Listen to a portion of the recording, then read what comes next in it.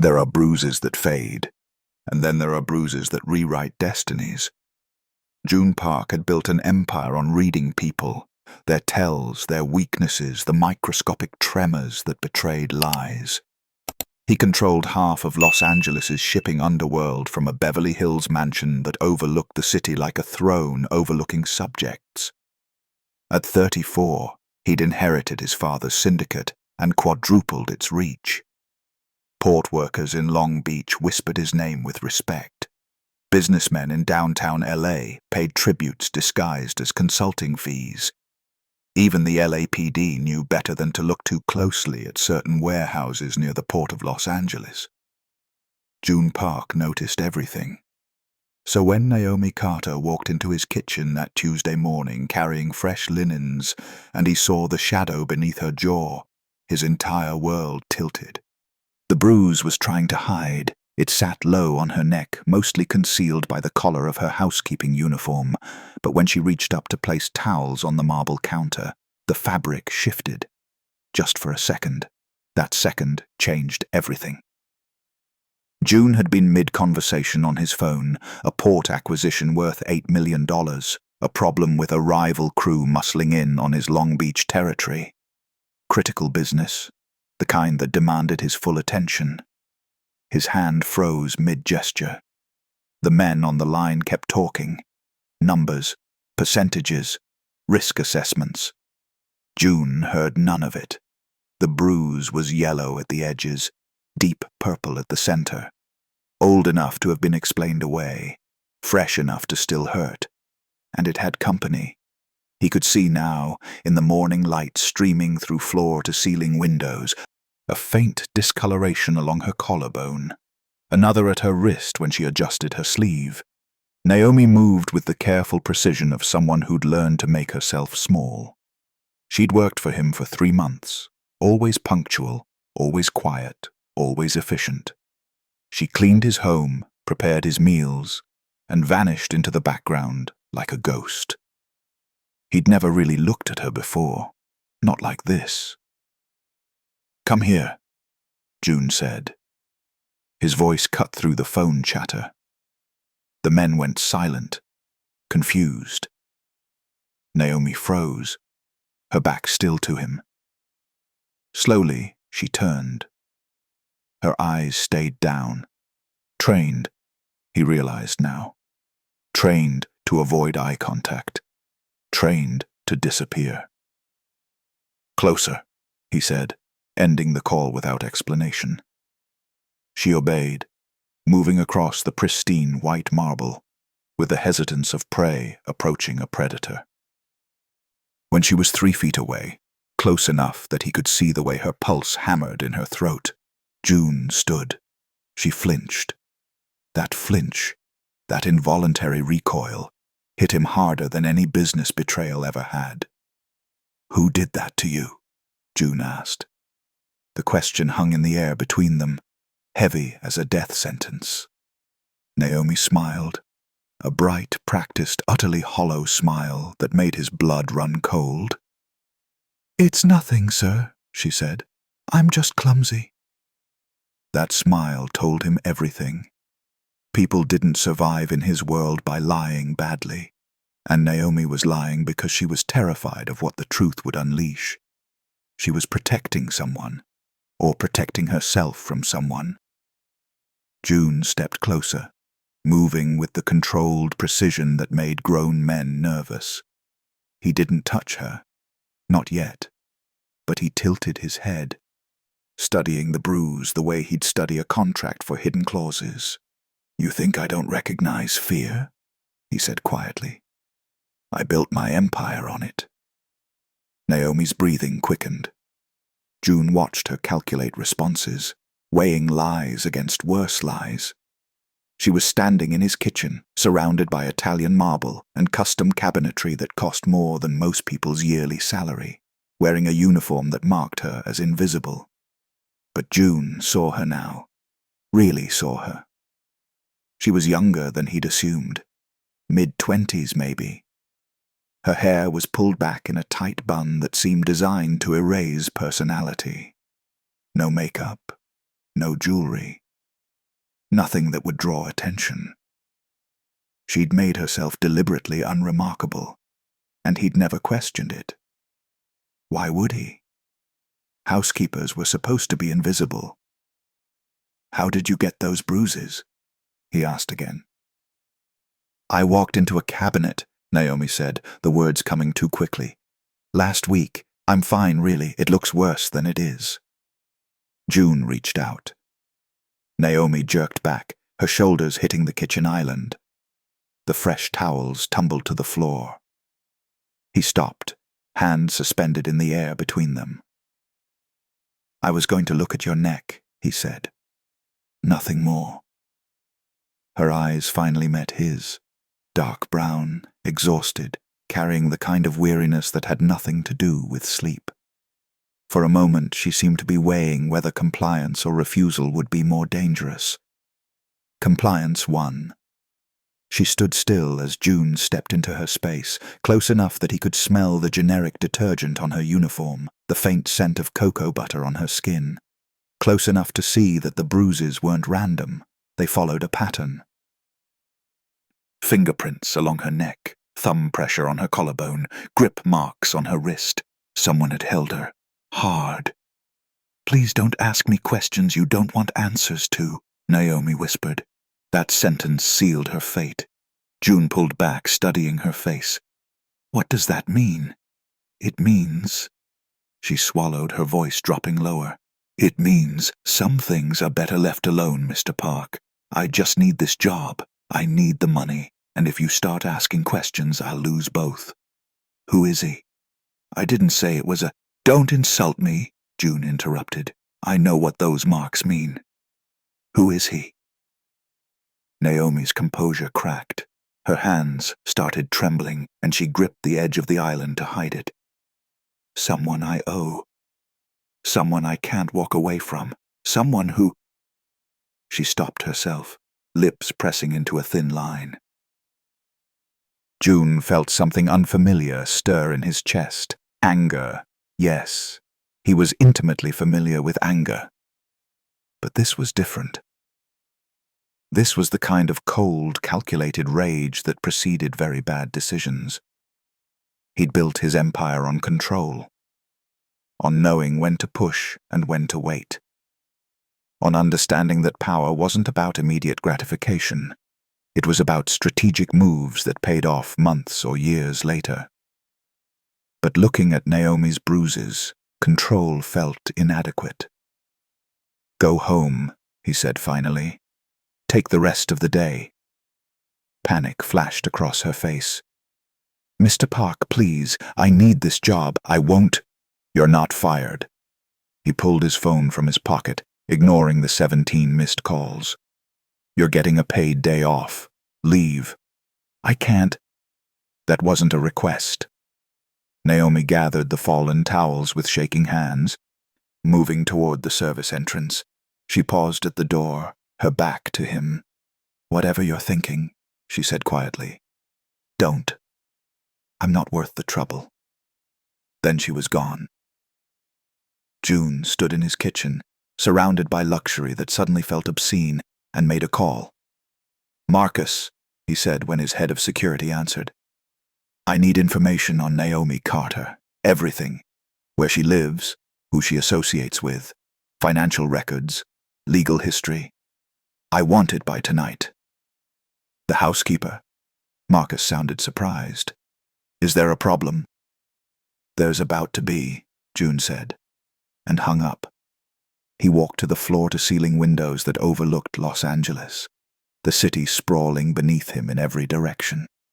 From here he could see downtown's glass towers, the hazy outline of the Pacific in the distance, the arterial freeways that carried the lifeblood of commerce. He controlled pieces of this city, made decisions that affected thousands, had ordered things done, necessary things, ugly things, that kept his empire functioning. But he'd never noticed that one of those invisible people who made his life comfortable was being destroyed. That ended today.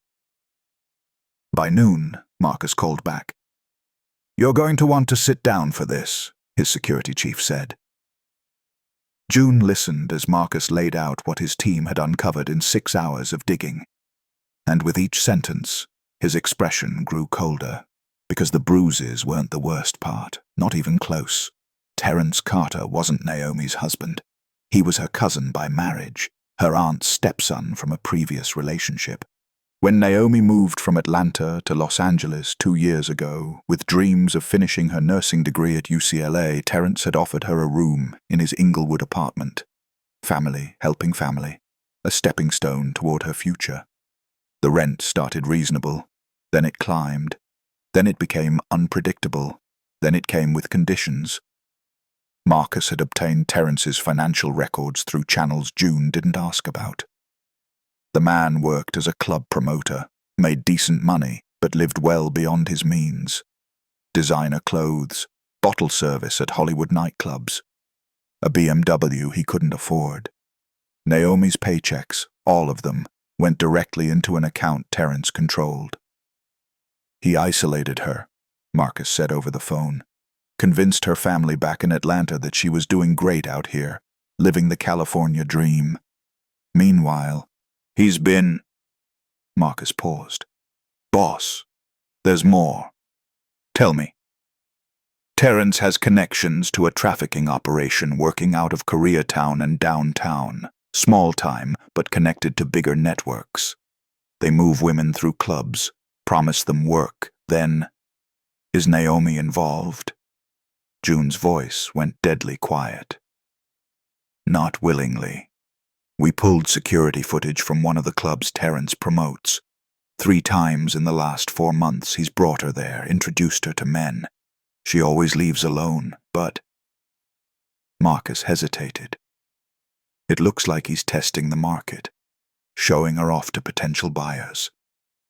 Joon's hand tightened around his phone until the case cracked. He's selling access to her, Marcus continued. Not full trafficking yet, but isolated dates with men who pay premium prices. The bruises probably came from one of those encounters, or from Terence himself when she refused to cooperate.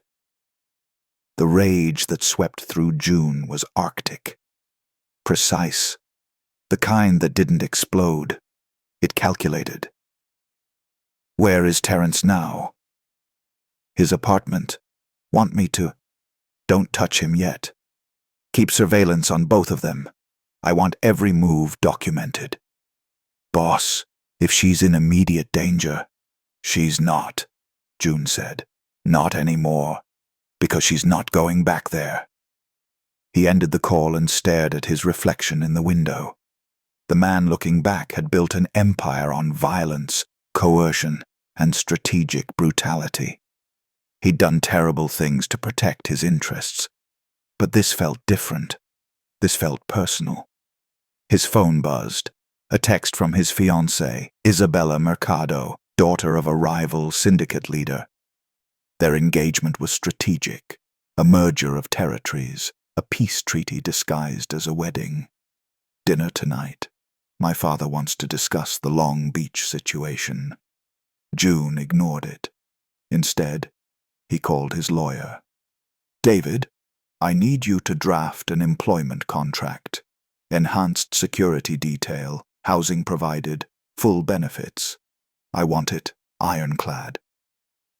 For whom? Naomi Carter. She's being moved to protected employee status as of today. His lawyer knew better than to ask questions.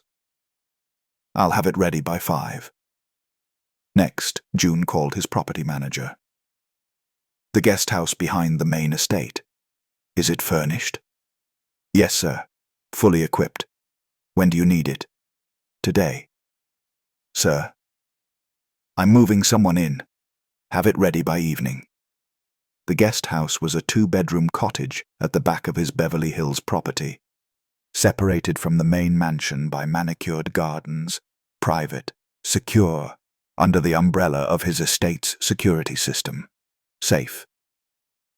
Joon spent the afternoon making calls, rearranging pieces on a chessboard only he could see. By 5 p.m., he had a plan. By 6 p.m., he was driving to Inglewood. Naomi's address led him to a rundown apartment complex off Century Boulevard near LAX. The building had bars on windows and graffiti on walls. His Mercedes looked obscene in the parking lot. He took the stairs to the third floor and knocked on Unit 3 and 12. Terence answered. He was in his late 20s, handsome in a calculated way. Styled hair, expensive cologne, gold chain around his neck. The kind of man who traded on charm and intimidation in equal measure. His smile died when he saw Joon. "Can I help you?" Terence asked, his hand still on the door. "Is Naomi here?" Terence's eyes narrowed. "Who's asking?" "Her employer. She's not feeling well. Came home early." Terence moved to close the door. "I'll tell her you stopped by." Joon's foot blocked it. "I need to speak with her," he said pleasantly. "Now." Something flickered in Terence's expression. Calculation, concern, fear. He was measuring whether to push back or comply. Behind him, Naomi appeared in the hallway. She'd changed out of her uniform into an oversized sweatshirt and jeans. Her hair was still pulled back. Her face was carefully neutral. But when she saw Joon, something cracked in her expression. "Mr. Park," she said, "what are you doing here?" "We need to talk," Joon said.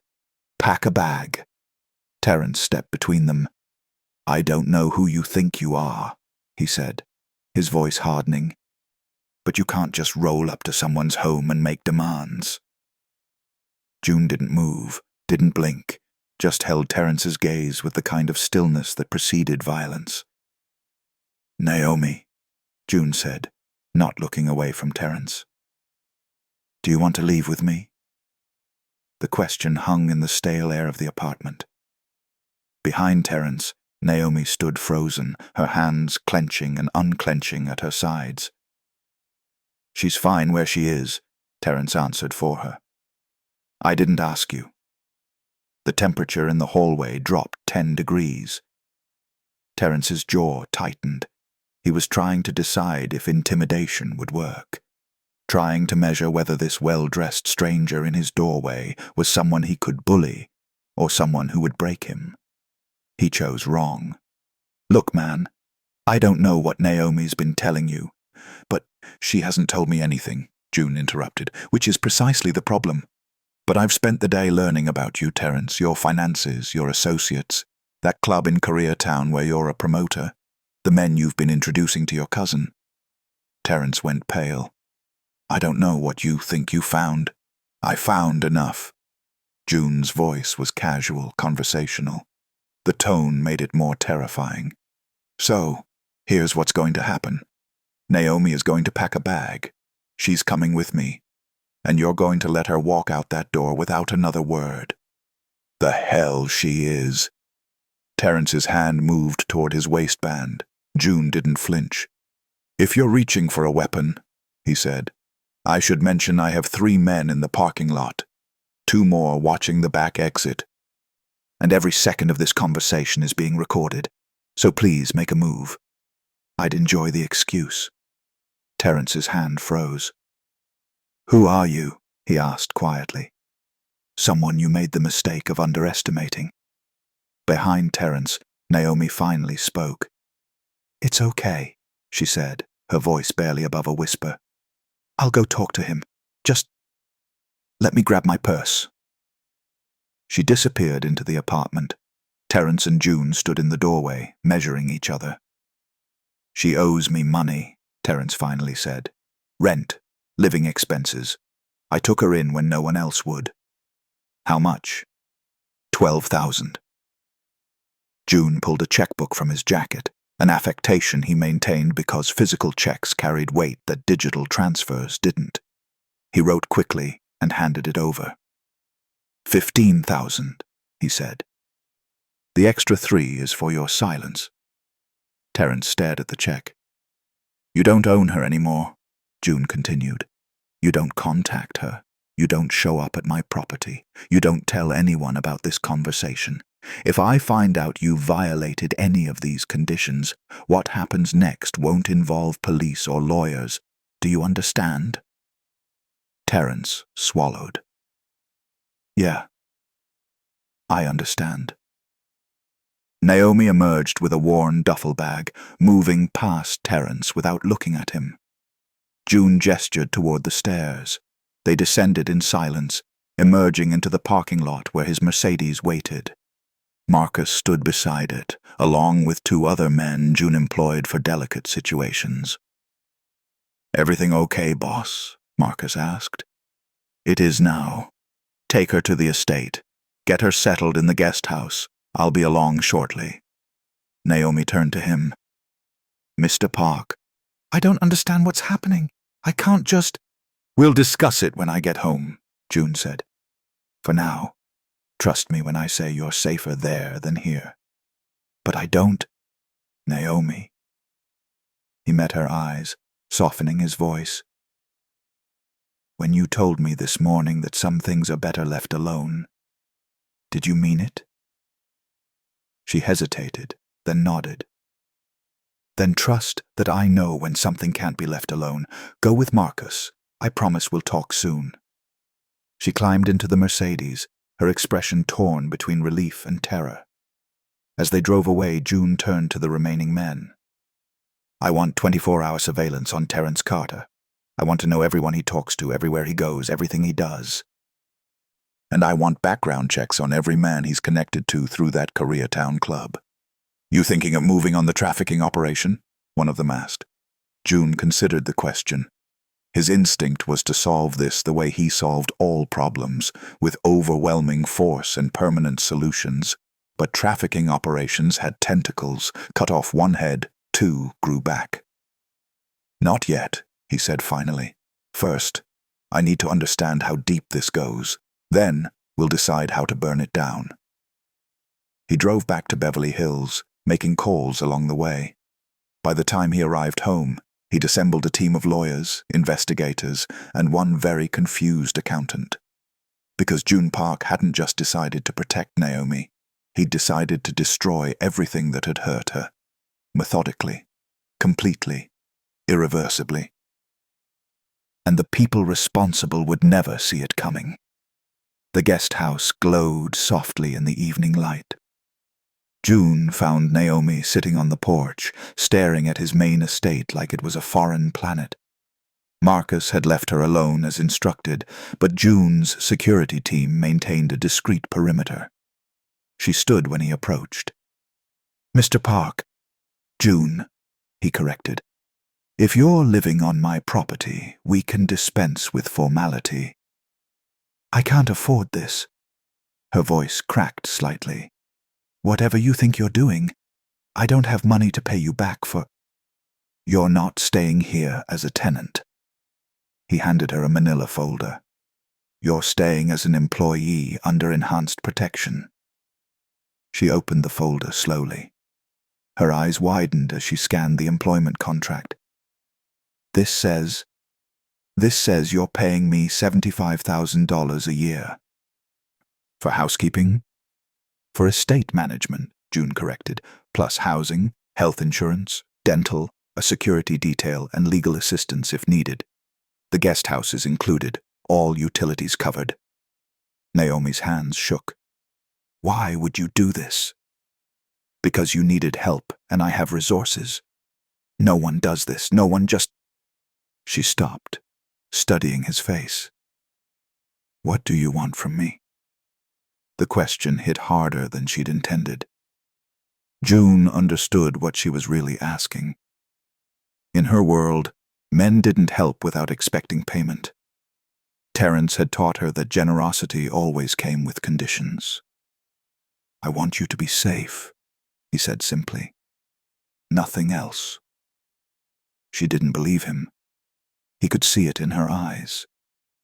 "I'll work double shifts," Naomi said. "I'll prove I'm worth this salary.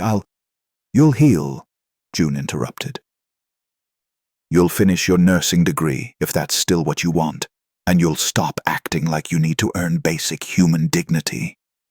Her eyes filled with tears. She fought them back, jaw clenching with determination. But one escaped anyway. She wiped it away angrily. "I don't understand you," she whispered. "That's fine. You don't need to." Joon gestured toward the guest house. "There's food in the kitchen. Clothes in your size in the bedroom. I had an assistant shop. If anything doesn't fit, let Marcus know and we'll fix it.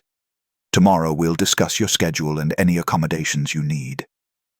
Tonight, just rest." He turned to leave. "Joon," he paused. "Thank you," Naomi said. I don't know if I trust this yet, but thank you." He nodded and walked back to the main house. Inside, Joon poured himself a scotch and stood in his study, looking at the files Marcus had compiled. Terence was the obvious problem, but he was also small time. The real threat was the trafficking network he connected to. Joon's phone buzzed. "Isabella, you missed dinner. My father is not pleased." He stared at the text, then typed back. "Something came up. I'll explain later. This is becoming a pattern.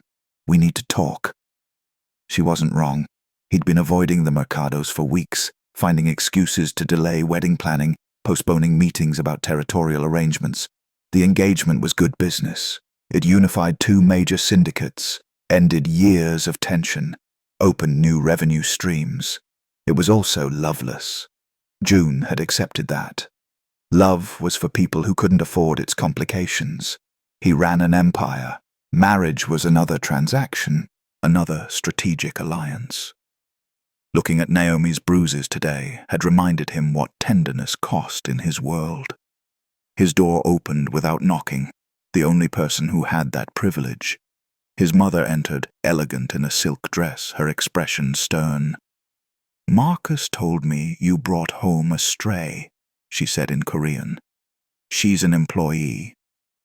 "She's a complication." His mother sat gracefully in one of the leather chairs.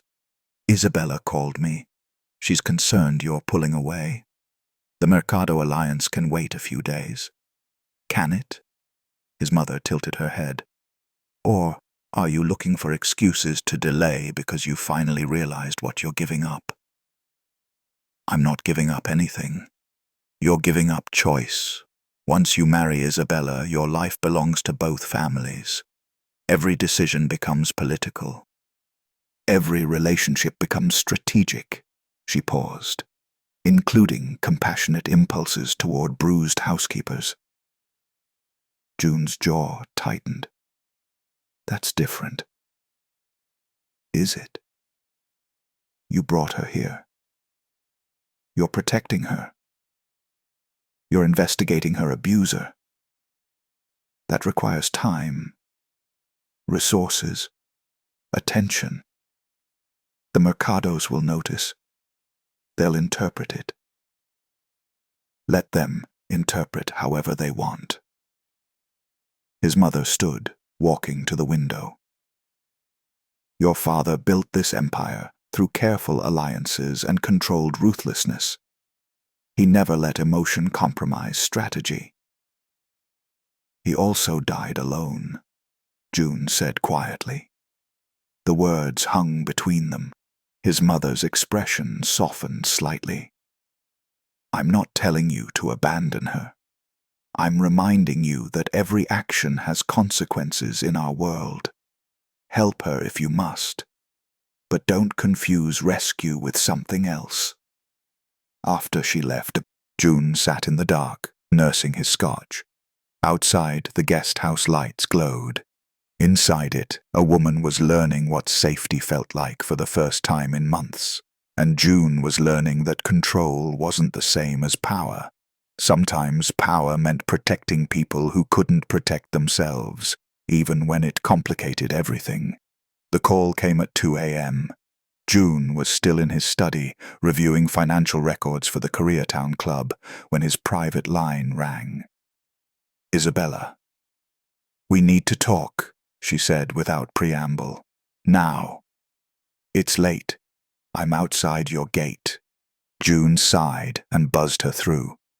Isabella Mercado entered his home like she owned it, which technically she would once they married. She was beautiful in a calculated way, dark hair swept into a perfect chignon, wearing designer clothes even at this hour.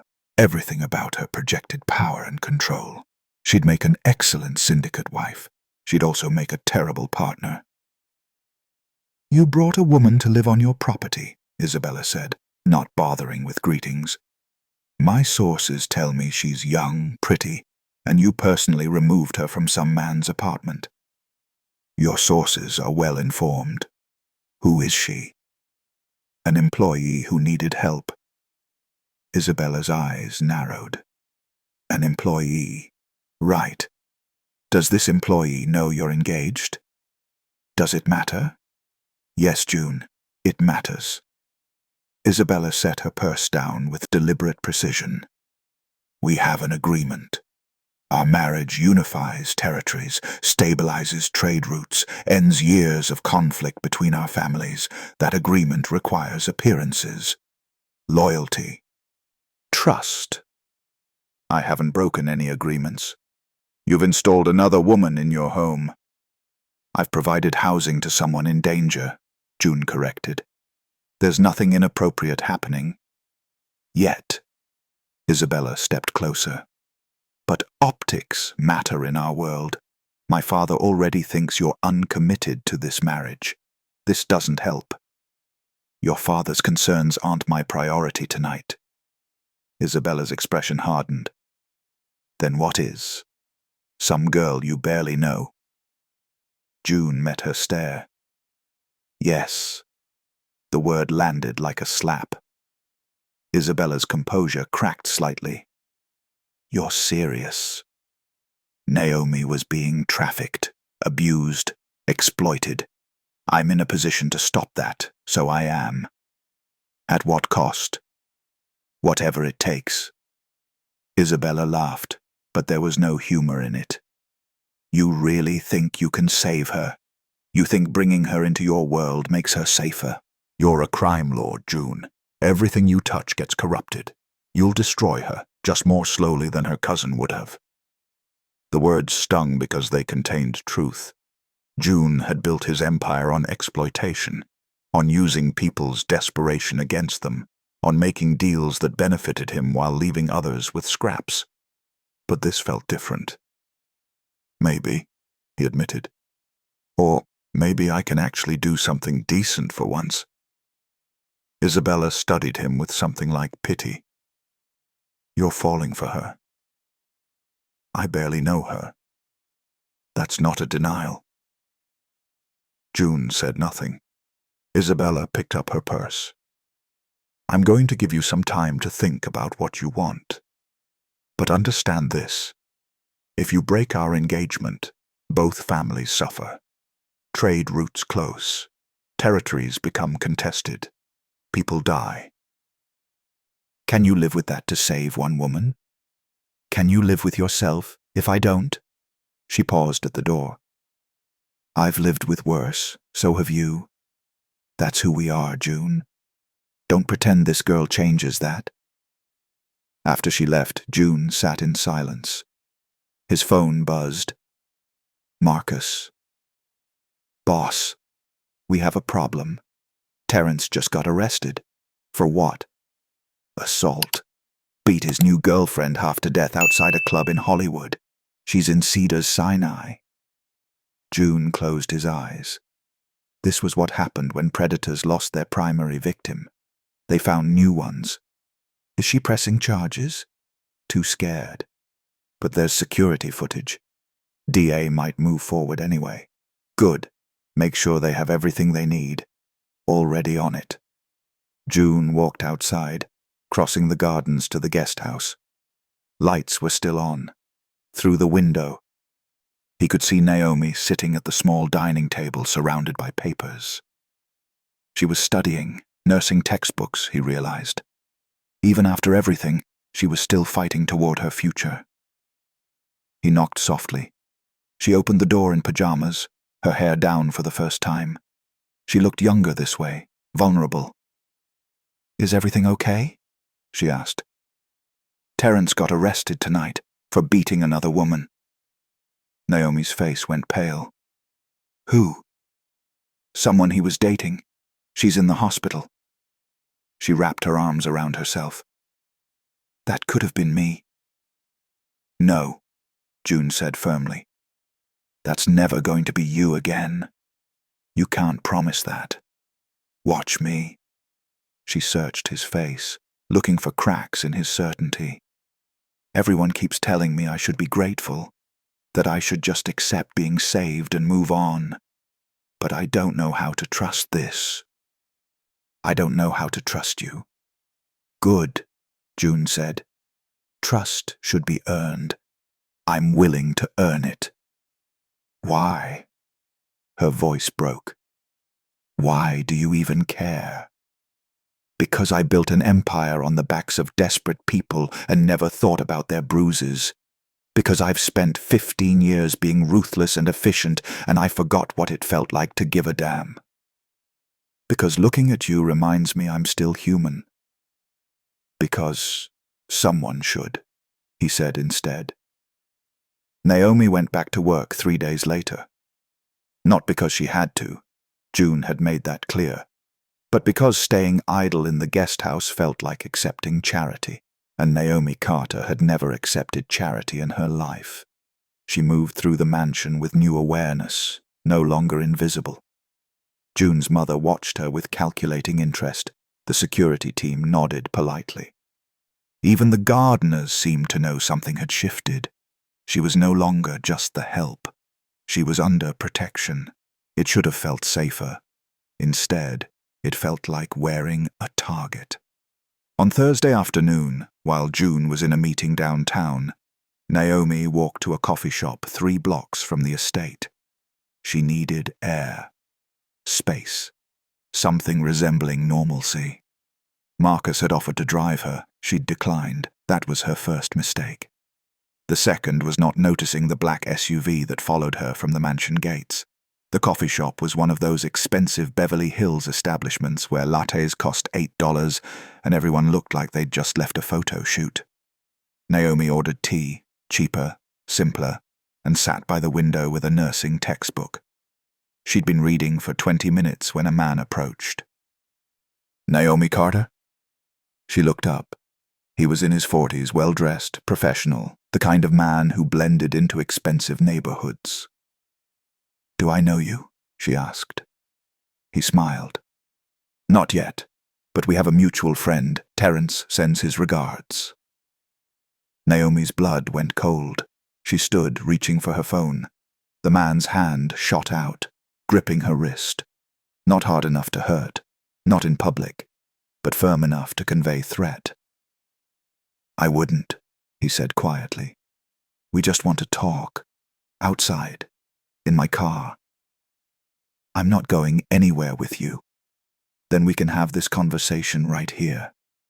He leaned closer, voice dropping. "About how you stole from Terence. About the money you owe.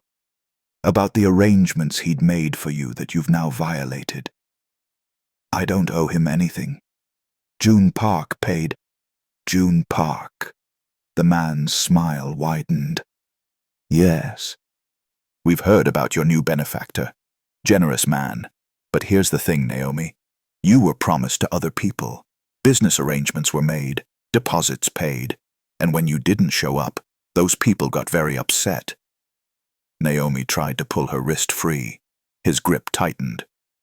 "You're making a scene," he said. "Is that what you want? Should we call the police? Explain to them about the money you owe, the appointments you missed, the men who are now demanding refunds." She was trapped. If she screamed, she'd draw attention, and whatever story this man had prepared would paint her as the criminal. If she went with him, she'd disappear. Neither option led anywhere good. "Let her go." The voice came from behind the man. Cold, precise, lethal. "Joon." The man released Naomi's wrist and turned, his professional smile never wavering. "Mr. Park, we were just having a conversation." Conversation's over. Joon moved between them, his body language casual but his eyes promising violence. Walk away now, and I'll forget this happened. I'm afraid I can't do that. This is a business matter. Naomi violated a contract. There was no contract. There was exploitation. And if you don't leave in the next 5 seconds, what happens next won't be a conversation. The man assessed Joon. His expensive suit, his controlled fury, the security team now visible through the coffee shop windows. He was calculating odds and finding them unfavorable. This isn't over, he said. The people I represent don't forget debts. Tell them to send me a bill, Joon replied. I'll send back a body. The man left. Naomi collapsed into her chair, shaking. Joon knelt beside her. Are you hurt? No. How did you? Marcus was following you, at a distance. He pulled out his phone. I told you not to leave the estate alone. I needed air. I needed to feel like a person instead of... I know. His voice softened. But until we deal with Terrence's network, you're not safe outside protected spaces. So I'm a prisoner now? In a nicer cage? You're alive. That's what matters. Naomi's eyes filled with tears. This is my fault. I should have never... Stop. Joon's hand covered hers. None of this is your fault. Terrence trafficked you. His associates are trying to reclaim what they see as property. You didn't cause this. But I'm putting you in danger now. That man knew who you were. He threatened. Let him threaten. I've dealt with worse than traffickers playing businessman. Marcus appeared at the table. Boss, we should move. That guy made a call before he left. Joon nodded, helping Naomi to her feet.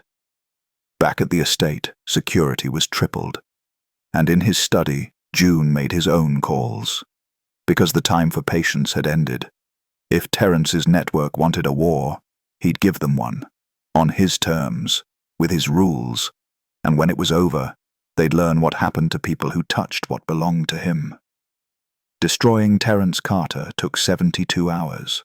Joon didn't use violence. He didn't need to. He used something far more devastating, exposure.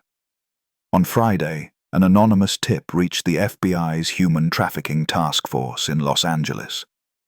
The tip included financial records showing cash transfers between Terrence and known traffickers, security footage of him bringing women into clubs where they later disappeared, and testimony from 3 victims willing to speak. Joon had found those victims himself, offered them protection, paid their legal fees, given them what Naomi had, a way out. On Saturday, the story broke in the Los Angeles Times, not just about Terrence, about the entire Koreatown network, names, locations, methods. The article was so detailed, so well-sourced, that even corrupt officials couldn't ignore it. The club shut down by Sunday morning. Federal agents arrested 16 people. Terrence wasn't among them. He was already in jail on the assault charge. But his bail was revoked when prosecutors argued he was a flight risk tied to a trafficking network. By Monday, Terrence's life was over. Not ended, just obliterated. His bank accounts were frozen. His apartment was seized. His associates had turned on him to save themselves. And his family, the aunt who'd never believed Naomi, finally saw evidence of what her stepson had become. Joon watched the news coverage from his study, Marcus standing beside him. It's done? Marcus asked. Almost. Joon made one final call. When Terrence's lawyer answered, Joon was direct.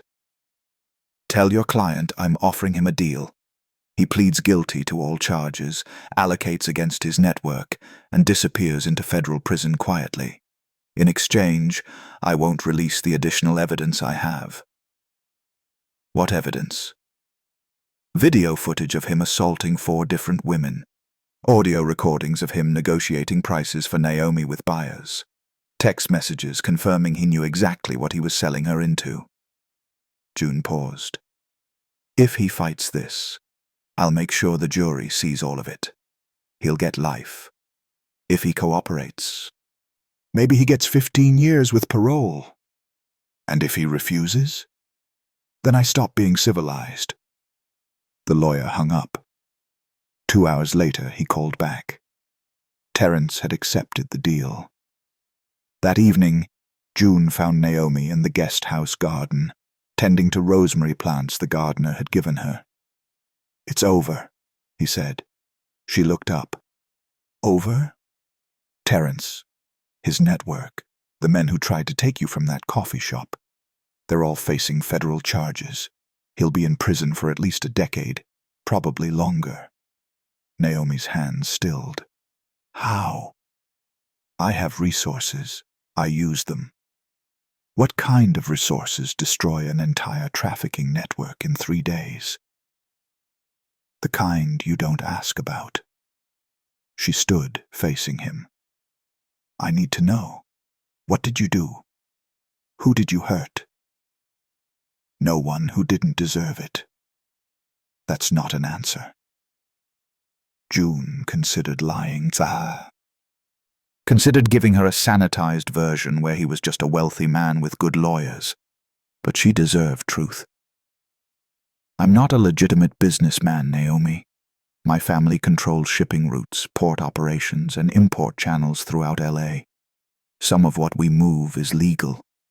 Most of it exists in gray areas. I have connections to law enforcement, to federal agencies, to people who can make things happen when properly motivated." Her expression didn't change. "You're a crime lord." "Yes." "And you used your criminal network to destroy Terrence's criminal network." "Yes." She laughed, a sharp, slightly hysterical sound. "So I escaped one underworld to land in another." "Probably." "And you? What are you? My savior or my new jailer?" The question was fair. Joon stepped closer. "I'm someone who saw what was happening to you and couldn't look away. I used the power I have, which comes from ugly places and uglier choices, to protect you. If that makes me a villain, I'll accept that. But you're safe now. That's what matters." "At what cost? To me?" "Nothing I wasn't already paying. This is who I am, Naomi. I'm not going to pretend otherwise." She studied his face, searching for deception or hidden motives. "What happens now?" "That's up to you. The guest house is yours as long as you want it. The job is real. Your degree program is paid for. I had an assistant enroll you at UCLA for spring semester. You can stay, finish your nursing degree, and leave when you're ready. Or you can leave now. Either way, you're free." "Free," she tested the word. "I don't remember what that feels like." "You will." Naomi looked at the mansion, at the gardens, at the life Joon had built on compromise and control. "I want to stay," she said quietly. "Not because I'm dependent on you, but because for the first time in 2 years, I get to choose." "Then stay." 3 months passed. Naomi settled into a rhythm. Morning classes at UCLA, afternoons managing Joon's household, evenings studying in the guest house. She made friends in her nursing program, reconnected with family in Atlanta, started therapy with a counselor Joon's insurance covered. Slowly, carefully, she rebuilt herself. Joon watched from a distance, providing resources but never demanding presence. He traveled frequently, New York, San Francisco, meetings with people Marcus didn't name. The Mercado engagement remained in limbo. Isabella growing increasingly distant. His mother worried. His associates questioned his judgment. But Joon couldn't bring himself to care. because every evening when he came home, he'd find evidence of Naomi's presence. Fresh flowers in the main house, meals she'd cooked and left for him, small notes thanking him for opportunities she was finally brave enough to seize. They rarely spoke directly, but they orbited each other like planets learning gravitational pull. Until one night in March. Joon was working late when Naomi knocked on his study door. She wore scrubs. She'd started clinical rotations and carried a folder. "Can we talk?" she asked. "Of course." She sat across from his desk, nervous. "I've been thinking about everything you've done for me. The house, the job, the degree program. It's too much." Joon's chest tightened. "Are you leaving?" "No. Maybe. I don't know." She opened the folder, revealing job listings from hospitals across California. "I got accepted to several nursing positions. Good ones. San Diego, Sacramento, San Francisco. I could start building my own life.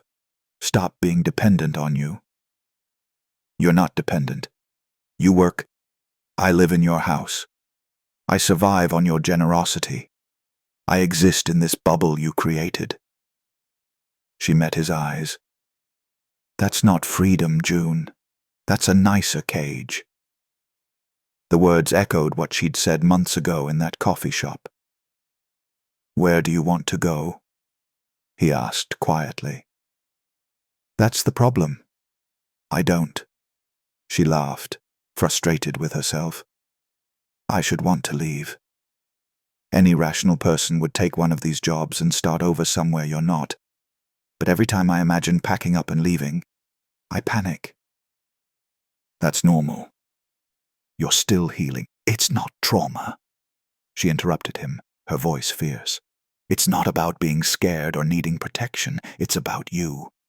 The admission hung between them. Joon stood slowly, moving to the window.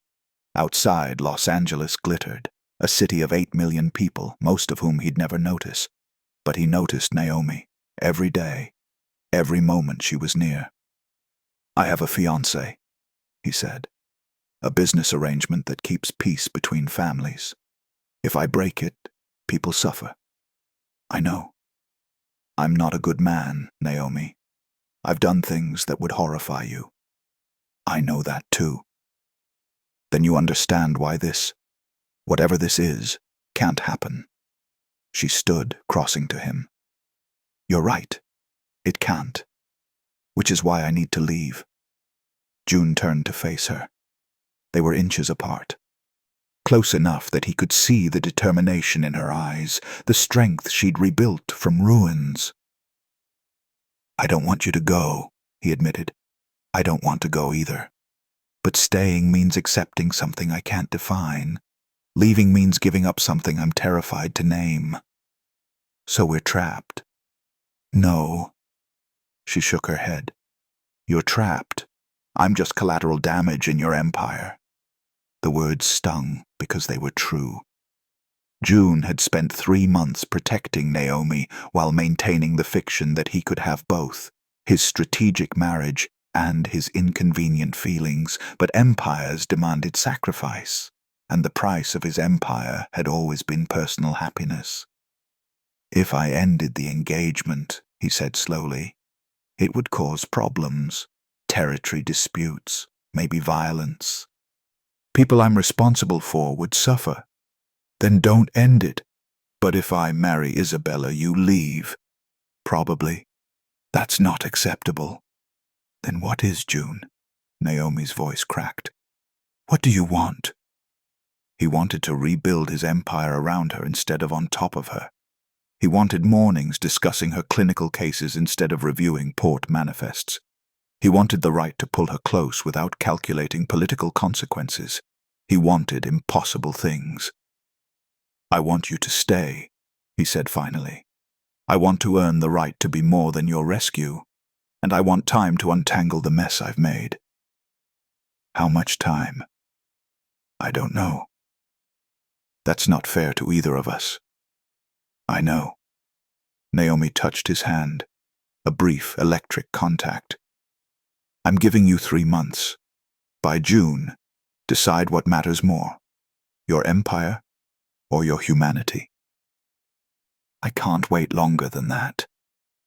She left him standing in the dark study, staring at her ultimatum. 3 months to choose between everything he'd built and everything he'd become. 3 months to decide if love was worth the cost. June broke off his engagement on a Tuesday morning in May. He met Isabella in a restaurant in Santa Monica, neutral ground overlooking the Pacific. She arrived in a white dress, looking like a bride already. "You're ending this," she said before he could speak. "Yes." She didn't look surprised. "For the housekeeper. For myself." Isabella laughed softly. "Same thing." She signaled the waiter for coffee. "My father predicted this. He said you were too soft for our world, that saving strays would be your downfall. Maybe he's right. He usually is." She studied him. "Do you love her?" June considered the question honestly. "I don't know yet, but I want the chance to find out." "That's going to cost you. Territories, alliances, probably blood." "I know." "And you're willing to pay that price for uncertainty?" "For choice," he corrected. "I've spent 15 years building an empire I inherited, making deals my father would have made, becoming the man everyone expected. For once, I want to choose my own path." Isabella sipped her coffee. "You know what's funny? I actually liked you, respected you, thought maybe we could build something real inside the arrangement. But you never saw me. You saw obligation. I'm sorry. Don't be. I deserve someone who chooses me first." She stood, gathering her purse. "One piece of advice: when the territorial disputes start, and they will, protect her. Because my family won't forget this insult, and traffickers aren't the only predators in Los Angeles." After she left, June sat watching waves crash against the Santa Monica pier. His phone rang continuously. His mother, Marcus, associates demanding explanations. He ignored them all. Instead, he drove to UCLA Medical Center where Naomi was finishing her rotation. He found her in scrubs, reviewing charts with an attending physician. She looked exhausted, focused, completely in her element. When she saw him, surprise flickered across her face. "I need to talk to you," June said. "I'm working. Please." The attending physician looked between them, then tactfully retreated. Naomi crossed her arms. "You're not supposed to show up at my work." "I broke off my engagement this morning." Her expression went blank. "What?" "I ended it. Told Isabella I couldn't marry her. Accepted that it's going to cause problems." "June, you can't just—" "I already did." Naomi looked panicked. "People are going to get hurt. You said there would be consequences." "There will be. I'll handle them." He stepped closer. 3 months ago you asked me to choose between my empire and my humanity. I'm choosing. Choosing what? You. If you'll have me." She stared at him, emotions warring across her face. "This is insane." "Probably. You're giving up everything." "I'm not giving up anything that matters. I'm a nursing student with trauma and trust issues. I'm not worth destroying your life for." June caught her hand. "Let me decide what you're worth to me." "But I don't even know if I—" She stopped, swallowing hard. "I don't know if I can be what you need. I'm still figuring out who I am outside of survival." "Then figure it out. I'll wait." "For how long?" "However long it takes." Naomi's eyes filled with tears. "What if I'm not brave enough for this? What if I wake up one day and realize I only felt safe with you because you saved me? Then you tell me that, and we figure out what comes next." But don't decide for both of us out of fear. She pulled her hand free, pacing the corridor. This is crazy. You're a crime lord who just blew up his life for someone you barely know. I'm a survivor who doesn't trust good things. This shouldn't work. It probably won't. Then why? Because for the first time in 15 years, I'm not making the strategic choice. I'm making the right one. Naomi stopped pacing. I'm terrified. So am I.